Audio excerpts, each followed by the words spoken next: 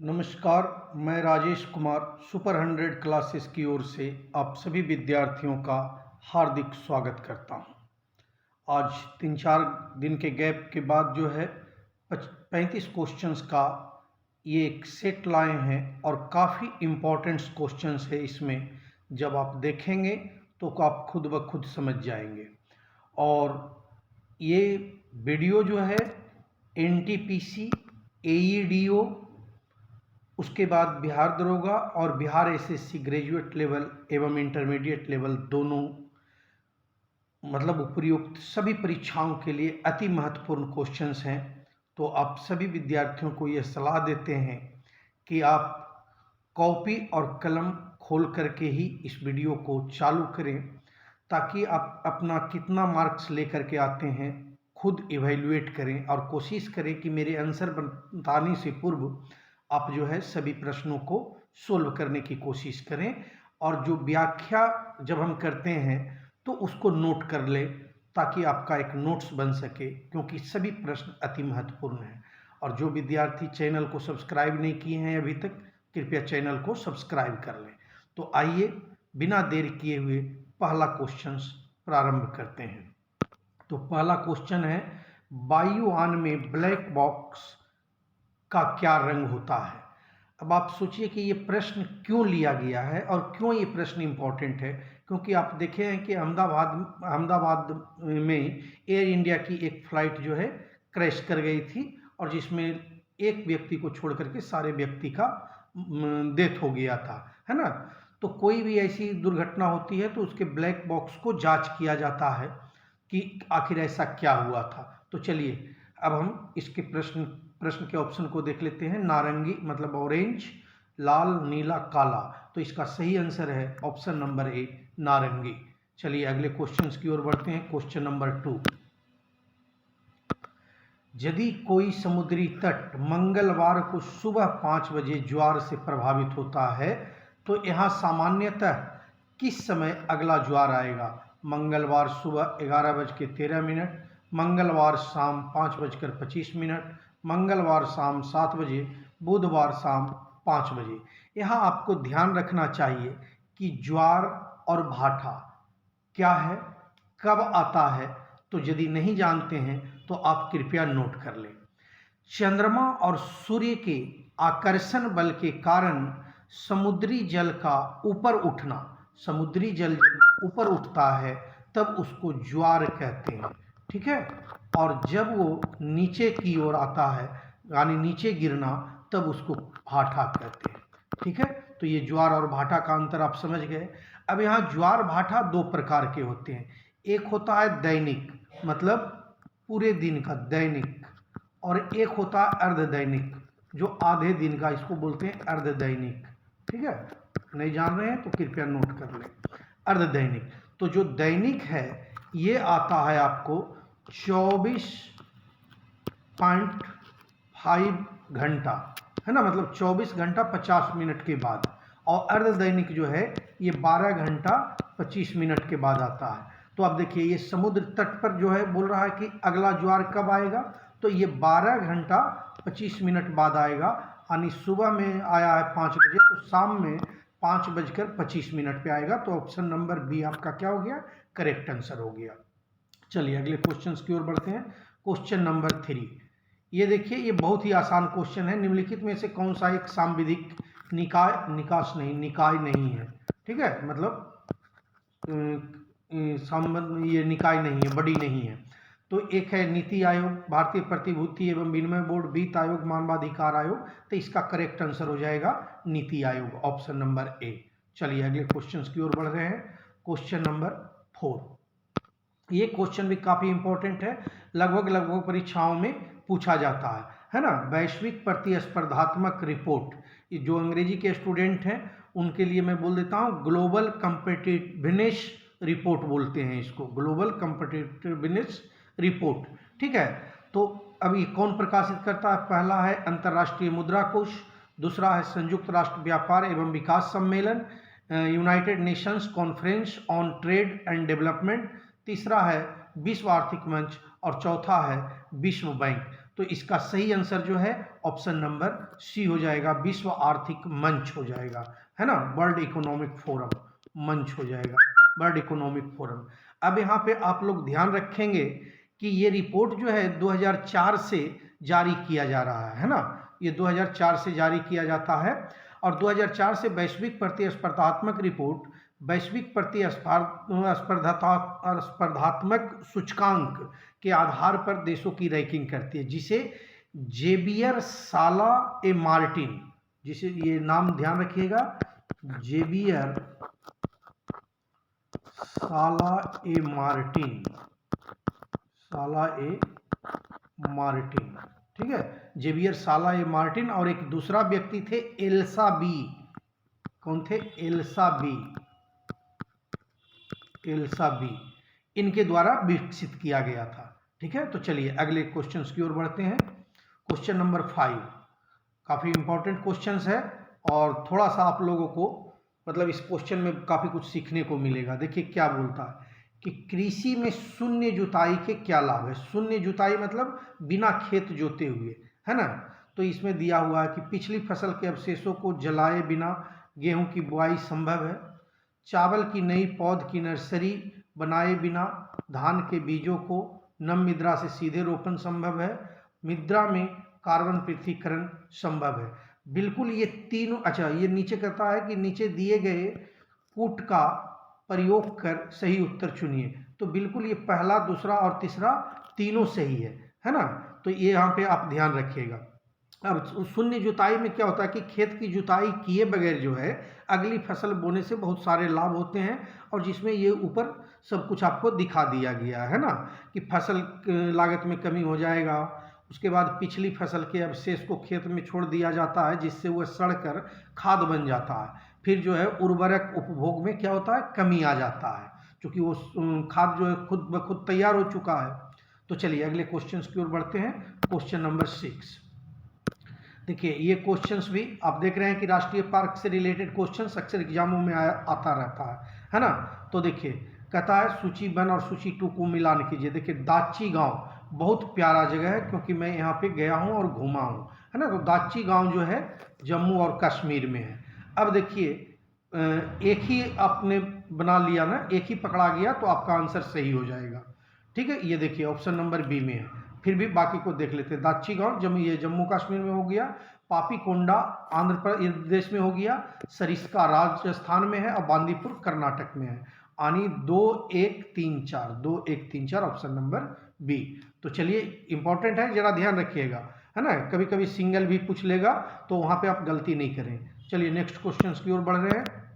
Question number 7, ये तो आसान क्वेश्चन है जी, आप कोई मिस नहीं करेंगे। ओजोन परत की मोटाई नापने की क्या इकाई है। तो बिल्कुल इसकी इकाई जो है डॉब्सन है, डॉब्सन में मापा जाता है, ठीक है। तो चलिए अगला क्वेश्चन नंबर 8 की ओर बढ़ते हैं। ये क्वेश्चन भी काफ़ी इंपॉर्टेंट है और काफ़ी एग्जामों में पूछे जा चुके हैं। संगम साहित्य शिल्पादिकारम महाकाव्य के रचयिता कौन थे। ये जो है जैसे हमारा गीता और कुरान बाइबिल है ना, उसी प्रकार संगम साहित्य का ये क्या था, शिल्पादिकारम जो है ये महाकाव्य की श्रेणी में था, और इसके रचयिता, इसके लेखक कौन थे। तो शीतल सतनार, तिरुवल्लुवर, नक्कीटर और इलानी आदिगल। तो इसका सही आंसर ऑप्शन नंबर डी है, इलानी आदिगल।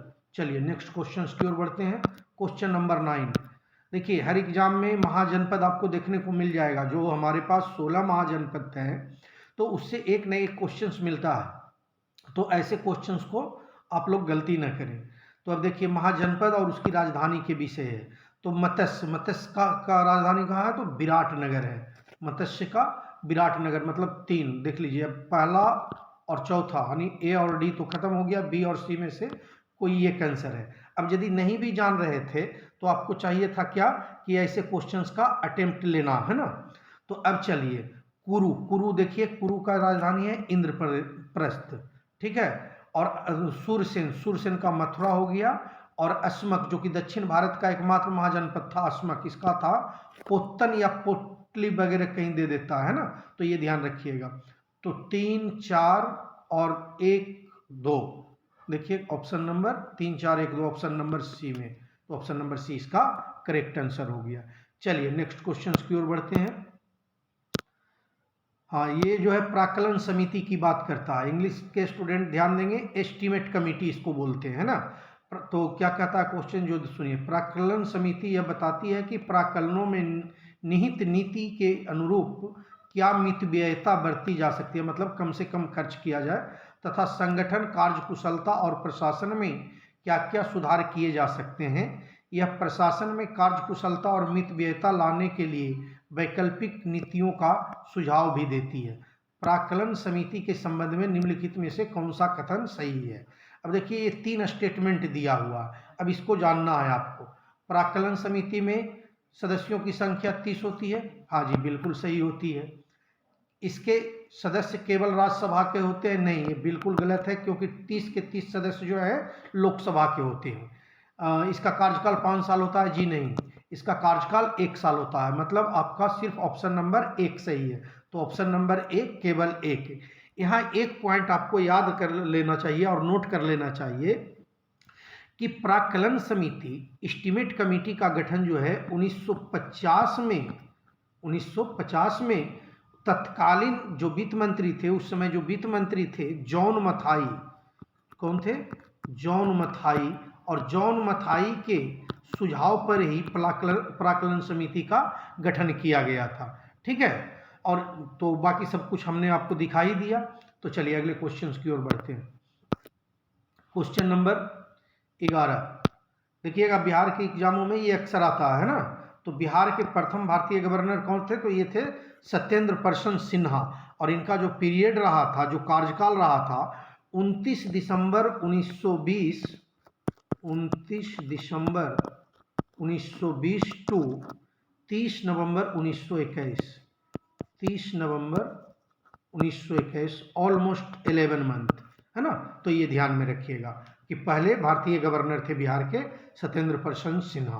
चलिए अगले क्वेश्चन की ओर बढ़ते हैं। असहयोग आंदोलन के दौरान बिहार में कृषकों का नेतृत्व किसने किया। यहाँ ध्यान रखिएगा, बिहार में, है ना, कृषकों का नेतृत्व किसने किया। आइए देखते हैं ऑप्शन। स्वामी विद्यानंद, राजकुमार शुक्ल, श्री कृष्ण सिंह और JB सेन। तो इसका सही आंसर है स्वामी विद्यानंद। इनके विषय में जरा नोट कर लीजिएगा कि ये जो है ना, विशेष करके दरभंगा के क्षेत्र में इनका जो है ना, ये कृषकों की समस्या को सुनते थे और उनको अक्सर जागरूक करते रहते थे। तो चलिए अगले क्वेश्चन की ओर बढ़ते हैं। क्वेश्चन नंबर 13 देखिए, बिहार, और बहुत प्यारा क्वेश्चन है और बहुत फंसाने वाला क्वेश्चन है। अक्सर लड़के यहाँ पे गलती कर देते हैं, ठीक है, चूंकि इसमें ऑप्शन में नहीं है उलझाने का। अदरवाइज ऑप्शन में मान लिया जाए एक नाम और दे देना कृष्ण सिंह, तो आप लोग जो है कन्फ्यूजन में आ जाइएगा। तो चलिए जरा देखते हैं इस क्वेश्चन को। बिहार में 1937 में गठित प्रथम भारतीय मंत्रिमंडल, इसको कह दीजिए कि बिहार मंत्रिमंडल, भारतीय नहीं होगा, बिहार मंत्रिमंडल का नेतृत्व किसने किया। पहला है सत्येंद्र प्रसाद सिन्हा, दूसरा है मोहम्मद यूनिस, तीसरा है GS लाल, चौथा है बहावली। तो इसका सही आंसर जो है मोहम्मद यूनुस हो जाएगा। ठीक है, और यहाँ पे आप जो है जरा नोट कर लीजिए ताकि फ्यूचर में कन्फ्यूजन नहीं हो। तो ये जो बिहार मंत्रिमंडल का गठन 1937 में हुआ था ना, उसमें 1 अप्रैल 1937 से लेकर करके 19 जुलाई 1937 तक जो है इसका नेतृत्व किया था मोहम्मद यूनिस ने। ठीक है, ये पीरियड को ध्यान में रखिएगा। उसके बाद 20 जुलाई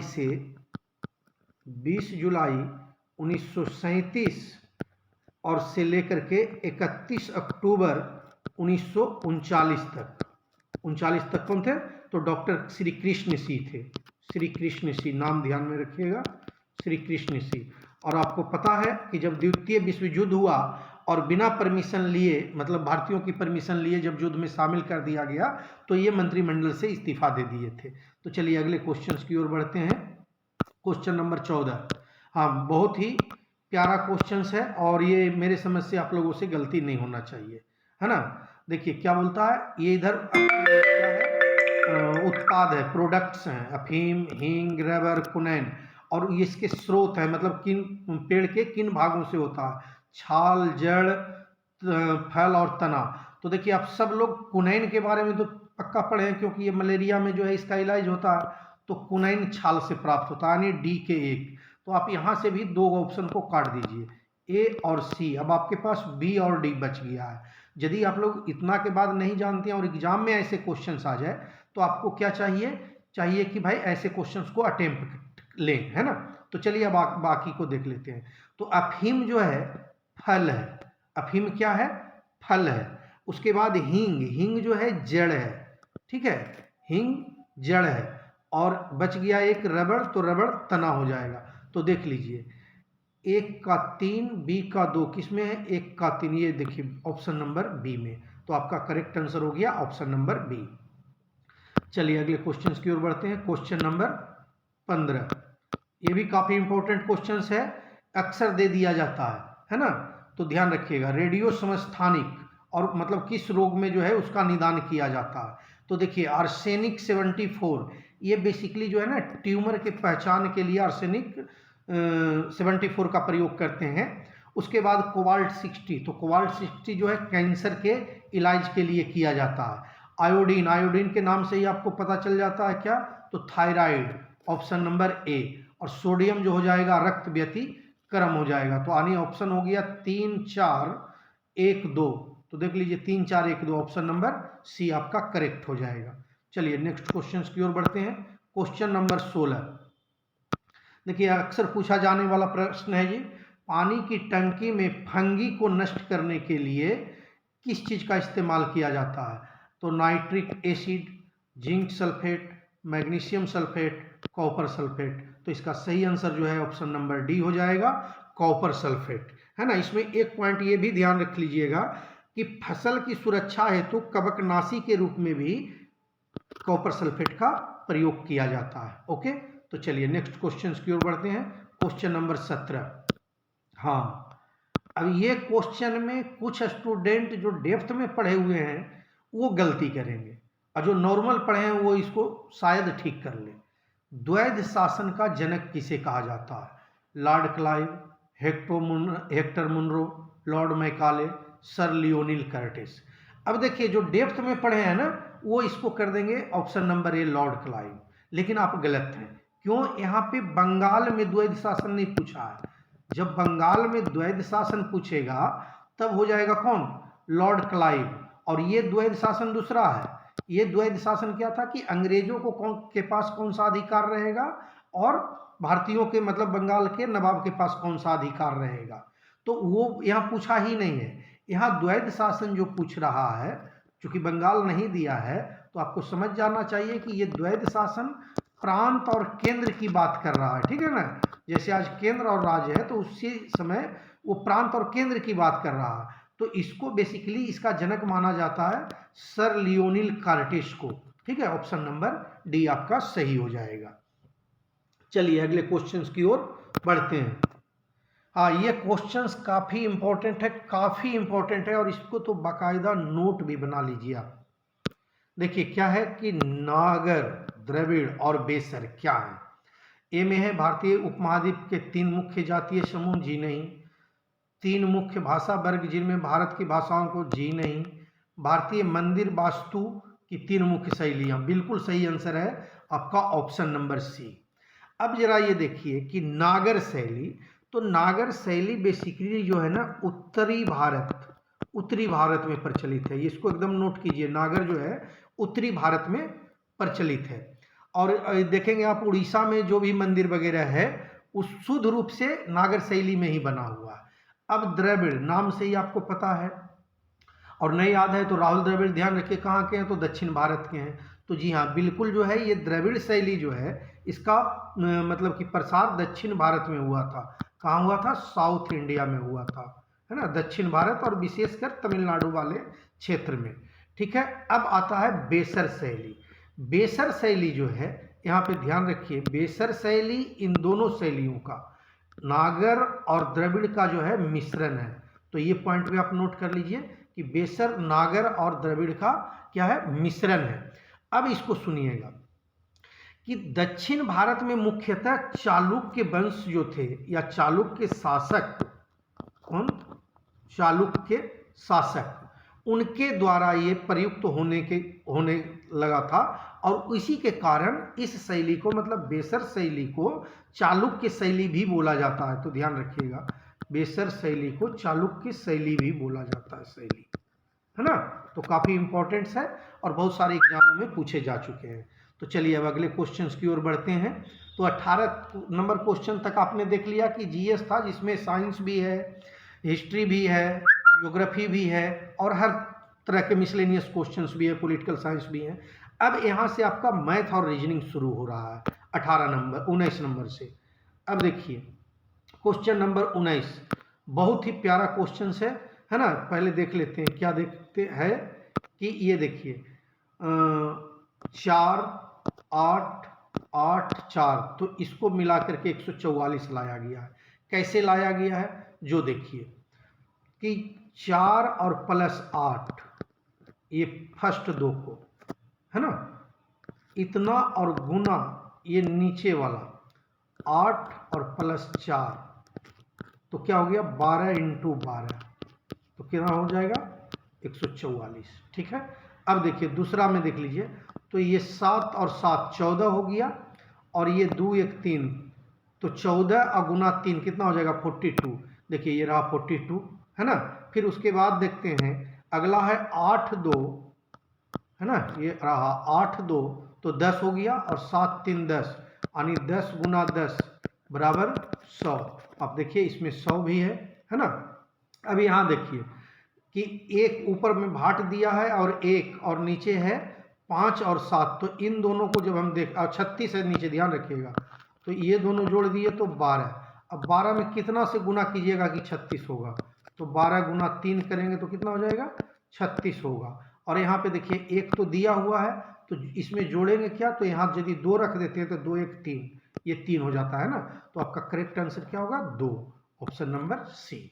मुझे उम्मीद है कि आप समझ चुके होंगे, और नहीं समझे हैं तो कृपया वीडियो को बैक कर करके दोबारा देख लीजिए, है ना। चलिए अगले क्वेश्चन की ओर बढ़ते हैं। क्वेश्चन नंबर 20 कहता है निम्नलिखित अंक श्रृंखलाओं में कौन सी एक संख्या जो मेल नहीं खाती उस संख्या को ज्ञात कीजिए। अब देखिए ये भी बहुत इंपॉर्टेंट है ना, इस प्रकार के क्वेश्चन अक्सर पूछे जाते हैं। तो देखिए संख्या क्या क्या है, 2 9 28 65 125 217। अब ऐसे क्वेश्चंस को करते वक्त ना आपका ध्यान बाकायदा जाना चाहिए कि किस पैटर्न को इसने फॉलो किया है, तभी आप पकड़ पाएंगे जल्दी से, नहीं तो ज़्यादा वक्त लग जाता। तो जरा देखिए इसमें क्या किया है ना कि 2 कैसे आएगा, तो 1 का होल क्यूब और प्लस 1 कर देते हैं, तो 1 का होल क्यूब तो 1 ही रह जाएगा, प्लस 1, तो 1 1 2, ये 2 हो गया। अब ये 9 को देखिए, 9 जो लाया गया है वो 2 का होल क्यूब प्लस 1, तो 2 का होल क्यूब कितना हो जाएगा 8 और प्लस 1 बराबर 9। फिर ये 27, ये 3 का होल क्यूब और प्लस 1, 3 3 9 27 और 1 28, है ना, ये 65, तो 4 का होल क्यूब और प्लस 1, तो 64 प्लस 1 65। अब यहाँ देखिए ये सिर्फ क्या कर दिया है कि 5 का होल क्यूब कर दिया है ना, 125, 5 गुने 5 गुने 5, जबकि यहाँ क्या होना था 125 और प्लस 1 126 होना चाहिए था, तो 125 की जगह 126 होता तो बिल्कुल सही हो जाता। तो ये देखिए ऑप्शन नंबर सी, क्योंकि इसके अगला जो 217 है वो भी 6 का होल क्यूब प्लस 1 होता है। ठीक है, तो चलिए अगले क्वेश्चन की ओर बढ़ते हैं। क्वेश्चन नंबर 21, ये क्वेश्चन देखिए आप बनाइएगा ना तो नो डाउट कि बन जाएगा, लेकिन ये क्वेश्चन जो दिया गया है वो थोड़ा सा बेसिकली घुमा दिया गया है। ऐसे क्वेश्चन को सामान्यतः हम लोग क्या करते हैं कि पहले काउंट कर लेते हैं कि कितने हैं, जैसे 1 2 3 4 5 6 7 8 9 10 11 12 13 14 15 16। तो सामान्यतः हम लोग क्या करते थे कि 4 में बांट देते थे, और 4 में बांट देते थे तो पकड़ा जाता है। लेकिन ये क्वेश्चन को थोड़ा ट्विस्ट किया गया है और हमने जानबूझ करके ऐसा सेट किया है ताकि आप माइंड को अलग तरीके से भी लगाएं, है ना। तो देखिए इसको सबसे पहले ए को सिंगल रख दिया, फिर 2 को सिंगल किया, मतलब ए और डैश वाले को, तो ए है और ए बी हो जाएगा। फिर यहाँ पे 3 को रखे हैं, ए बी, ठीक है। फिर यहाँ पे 4 को रख दिए हैं, ट्रिपल ए और बी, नहीं, ए और बी, ठीक है। तो यहाँ भी बी, यहाँ भी बी और यहाँ भी बी, फिर इसको 5 कर दिए हैं।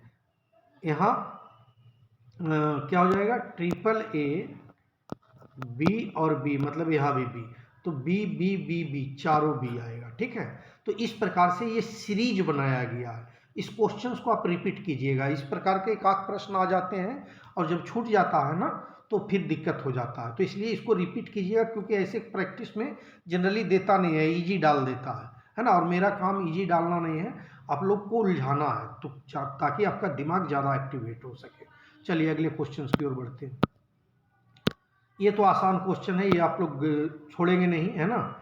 नीचे दिए गए प्रत्येक प्रश्न में अक्षर श्रेणी में रिक्त पद ज्ञात कीजिए। तो देखिए पहला टर्म लेना है, और जब ऐसा क्वेश्चंस बनाते हैं, मैं बार बार बोला हूँ कि ए से लेकर के जेड तक, ए से लेके जेड तक, यानी 1 से लेके 26 तक सभी वर्ड का वो आद रहना चाहिए, तब ये आसानी से बनेगा। देखिए जैसे बी, इसका पहला लेटर बी है और इसका पहला लेटर आई है, तो 2 से 7 बढ़ गया, है ना, 9 हो गया, फिर 7 बढ़ गया, 9 7 16 हो गया, तो 16 7 कितना हो जाएगा, 23 हो जाएगा। मतलब यहाँ भी 7 बढ़ा, यहाँ भी 7 बढ़ा और यहाँ भी 7 बढ़ेगा, तो ये पी का मान 16, 16 7 23, तो 23 में डब्लू आता है, यानी ए और बी आपका खत्म, है ना।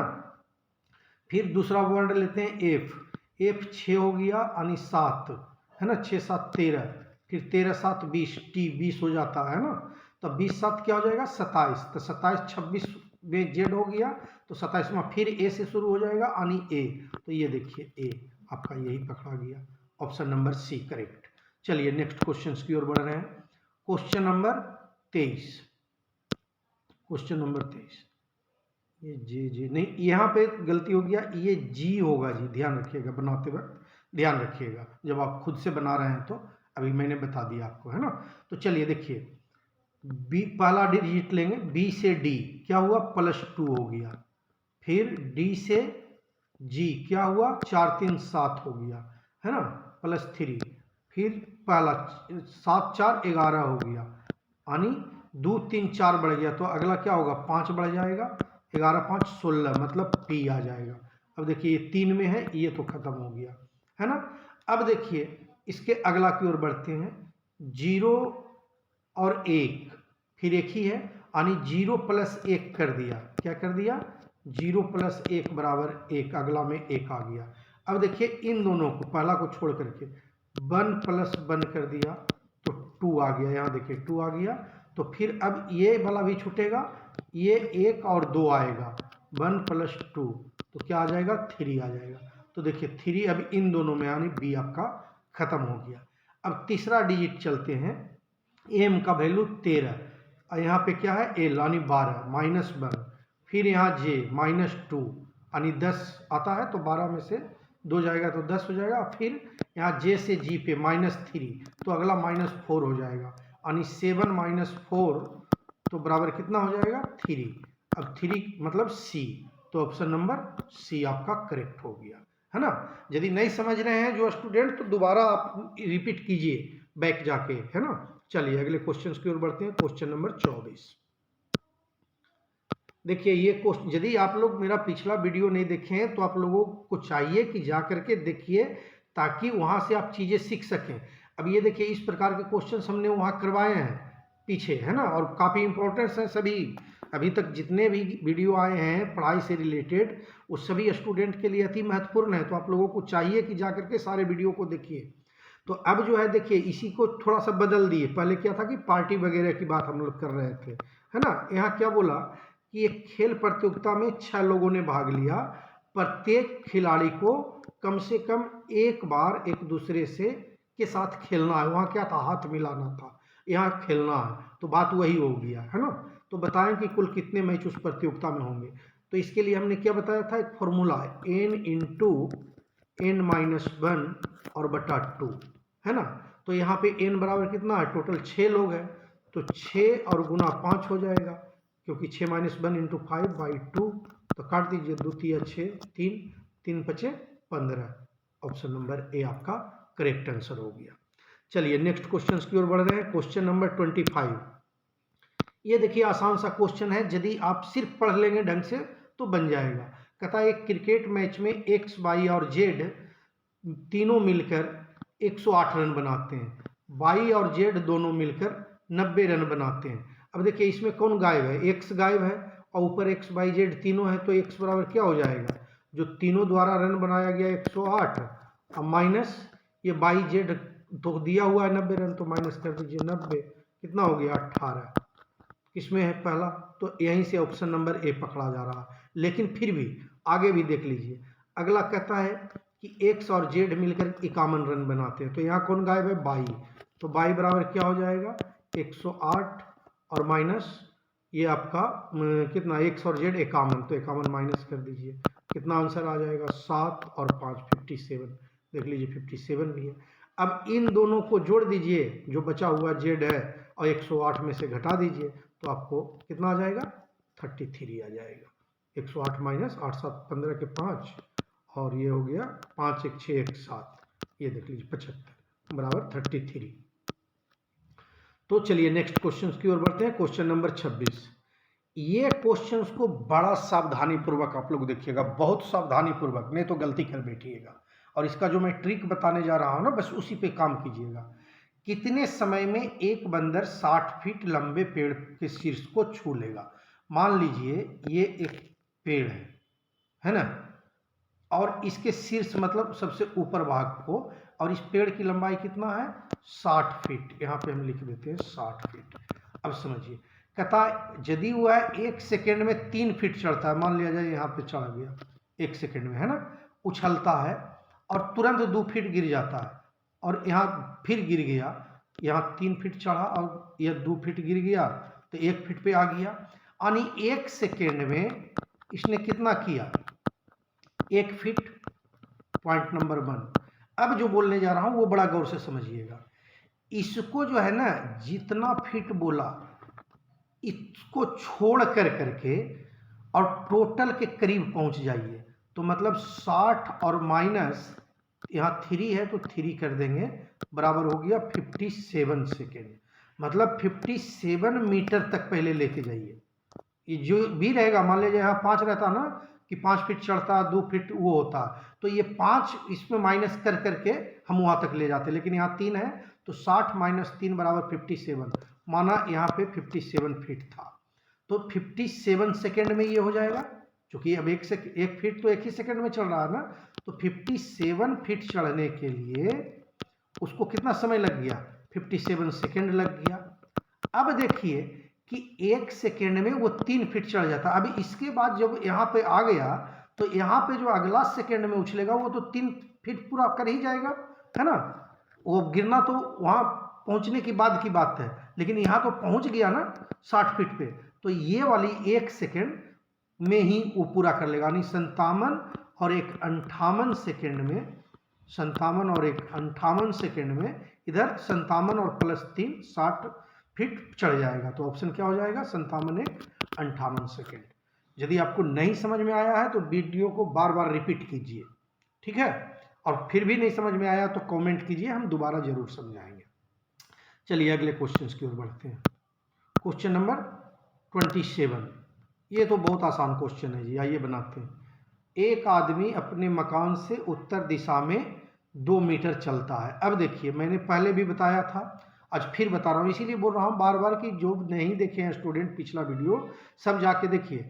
अब जैसे पहले इसी से शुरू कर देते हैं। इसको क्या बोलते हैं, पूरब, इसको बोलते हैं पूरब, है ना, इसको बोलते हैं पश्चिम, और ऊपर वाले को उत्तर और नीचे वाले को दक्षिण।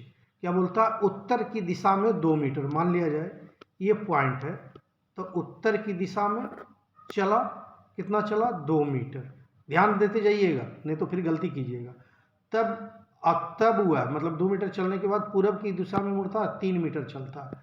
अब यहाँ से पूरब इधर हो गया और ये 3 मीटर चल दिया, ठीक है।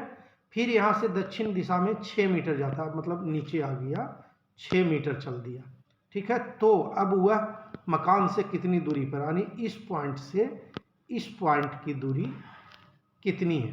तो अब देखिए, सबसे पहले तो इसको मिलान कर दीजिए, तो यदि ऊपर ये 3 है तो ये इधर भी 3 हो जाएगा, और इधर यदि 2 है तो ये वाला भी 2 हो जाएगा, है ना।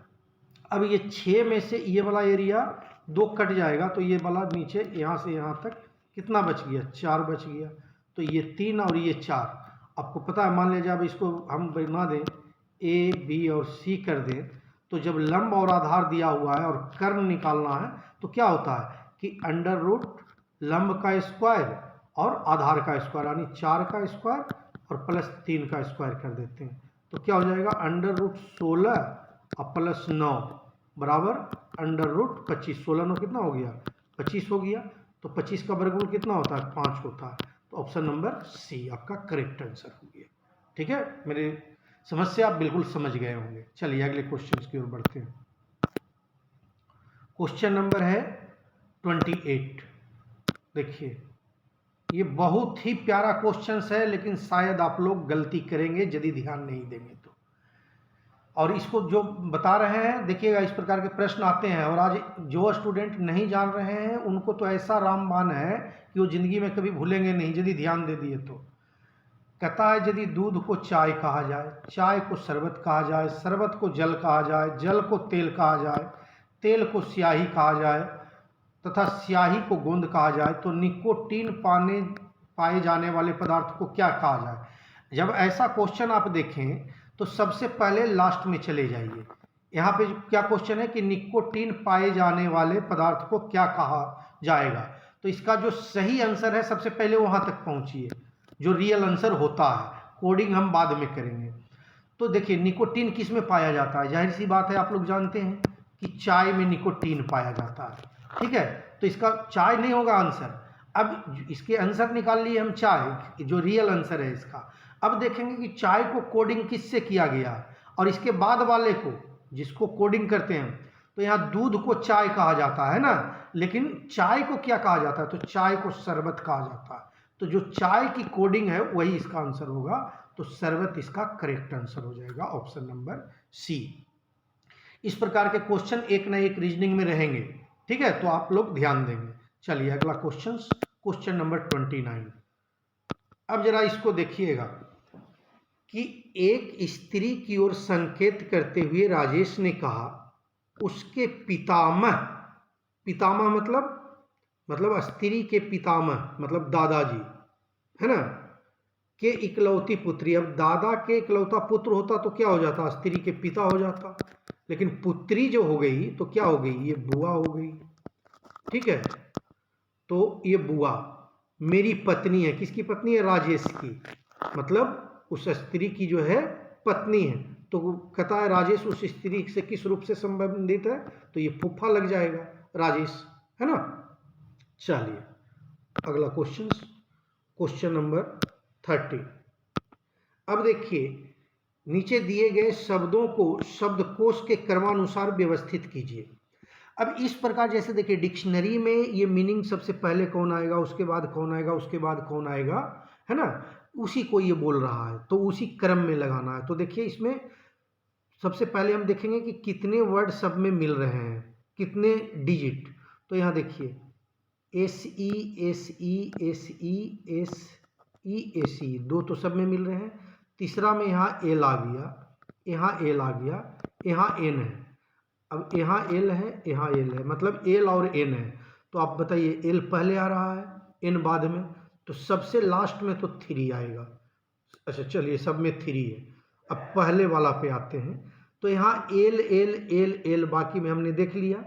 चौथा में चलते हैं, तो यहाँ ई है, यहाँ डी है, यहाँ एफ है और यहाँ एल है। अब बस इसको सजा दीजिए बस। तो डी सबसे पहले आएगा, यानी 2 नंबर सबसे पहले आएगा, तो इसको तो हटा दीजिए। अब उसके बाद डी के बाद क्या आएगा, तो यहाँ चौथा ई है, तो ई पहले, डी के बाद ई आ जाएगा, तो यानी 2 के बाद 1, तो सी भी हटा दीजिए। अब ई के बाद यहाँ पे चौथा एफ और एल है, तो एफ एल में पहले कौन आएगा, एफ आएगा, यानी 4। तो ये देखिए 2 1 4, फिर एल आ जाएगा। ये तो 5 सेंड को हम लोगों ने पहले ही देख लिया था कि सबसे लास्ट में आएगा, तो ऑप्शन नंबर बी आपका करेक्ट हो गया। चलिए क्वेश्चन नंबर 31 देखते हैं। बहुत प्यारा क्वेश्चन है, यदि आप बनाएंगे तो गलती नहीं करेंगे, है ना। तो अब देखिए, कहता है यदि 5 मार्च के 14वें दिन बुधवार पड़ता है, यानी 5 मार्च के 14वें दिन, तो 14 ऐड कर दीजिए, तो क्या हो जाएगा 19 मार्च, है ना।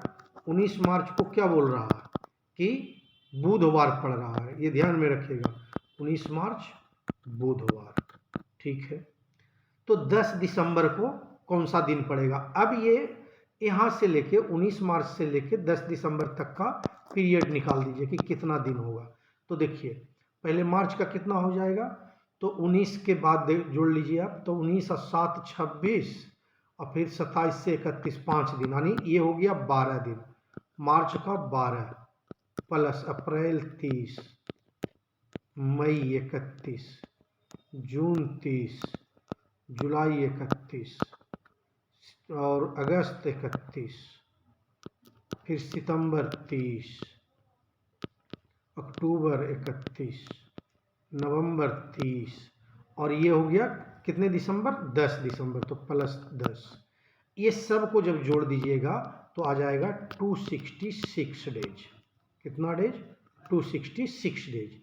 अब इसको 7 से भागा दे दीजिए, क्योंकि अगला जब 7 से भागा देते हैं, जैसे 19 मार्च को बुधवार है, तो 7 से यदि भागा देकर ये पूरा विभाजित हो जाता है तब तो बुधवार रहेगा, लेकिन जो शेष बच जाएगा तो फिर वो आगे बढ़ते जाएगा। तो ये 7 से भाग दे करके देखते हैं।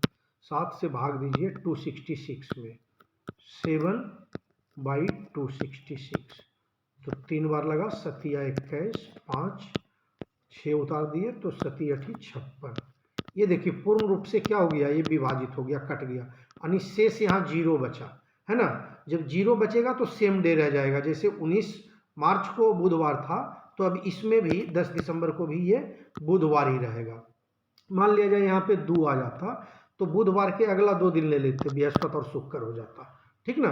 3 रहता तो शनिवार हो जाता, तो यहाँ 2 0 था, तो इसी लेकर के बुधवार ही हो जाएगा। चलिए अगला क्वेश्चन देख लेते हैं, क्वेश्चन नंबर 32। ये तो बहुत आसान क्वेश्चन है जी। एक फैंसी वस्तु पर अंकित मूल्य 250 रुपया है, लेकिन त्यौहार के कारण 18% की छूट दी जाती है ना। मान लीजिए जैसे आप कोई मोबाइल लेने जाते हैं, कुछ भी कीमत 10,000 है, उस पर 18% का छूट दे दिया, तो क्या होगा कि 1800 रुपया आप काट के दीजिएगा, है ना।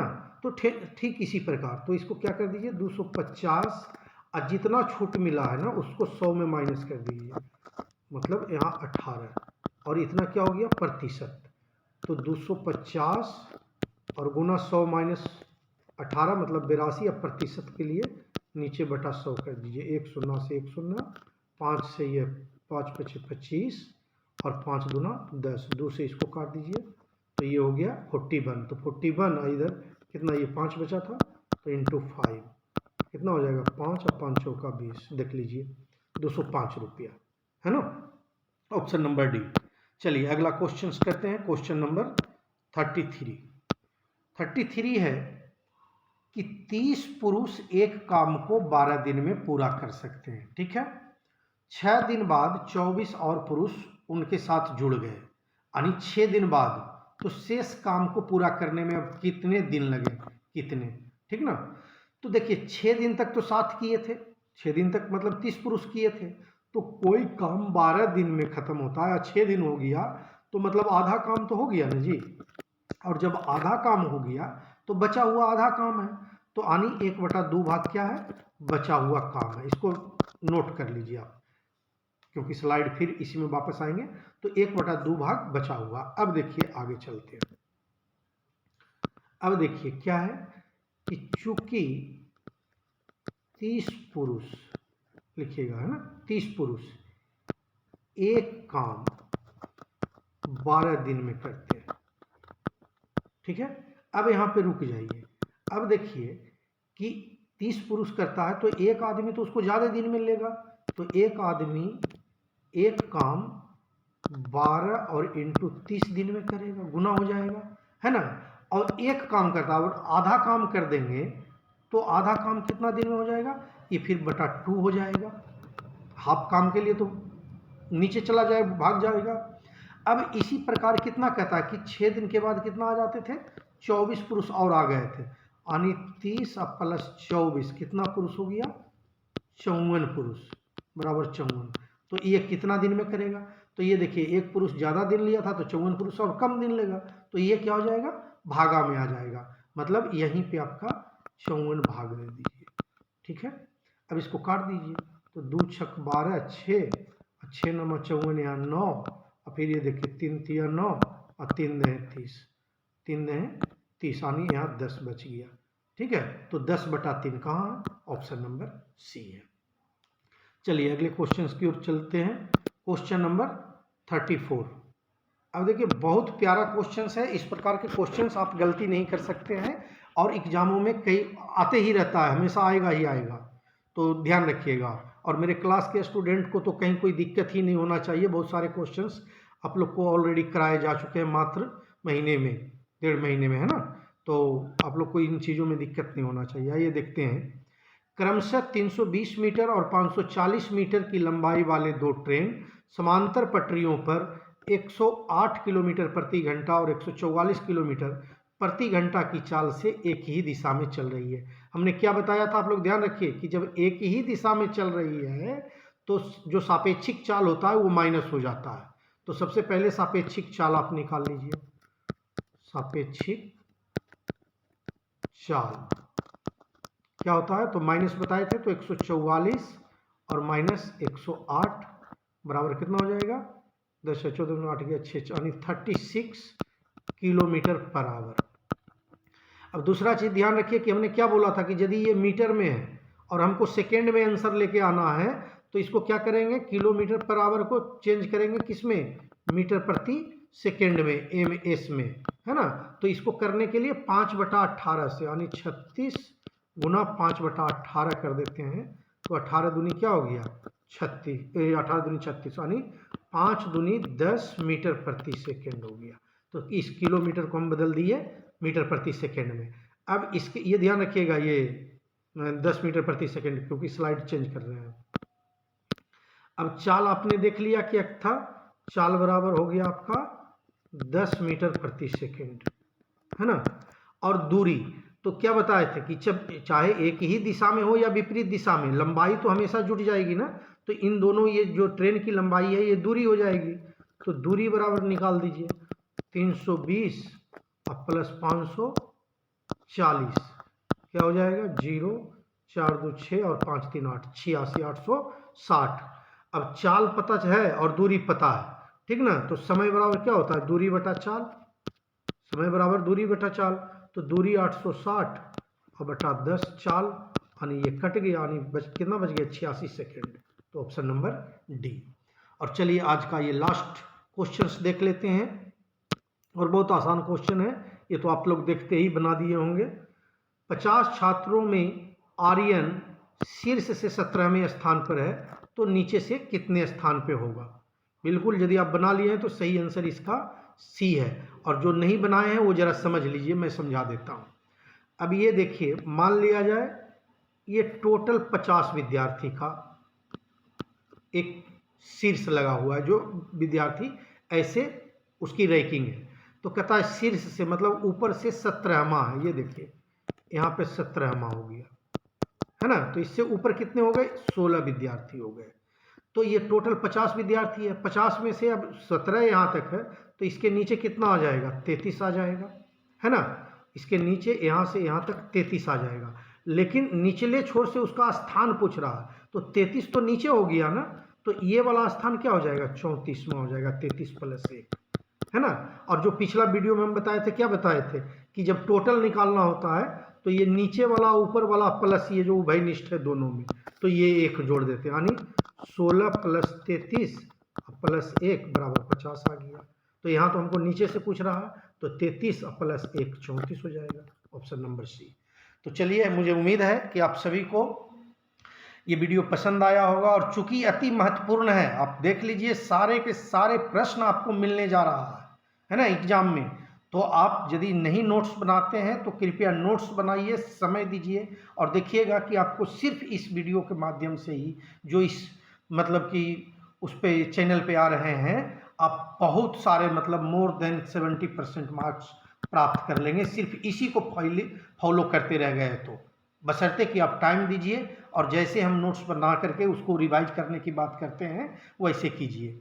तो चलिए, ये वीडियो काफ़ी लंबा हो गया है। मुझे उम्मीद है आप सभी को ये वीडियो बहुत पसंद आया होगा, और यदि पसंद आया है तो चैनल को सब्सक्राइब कीजिए, वीडियो को लाइक्स कीजिए और अपने दोस्तों में अधिक से अधिक शेयर कीजिए। धन्यवाद। मिलते हैं अगले वीडियो में बहुत जल्दी।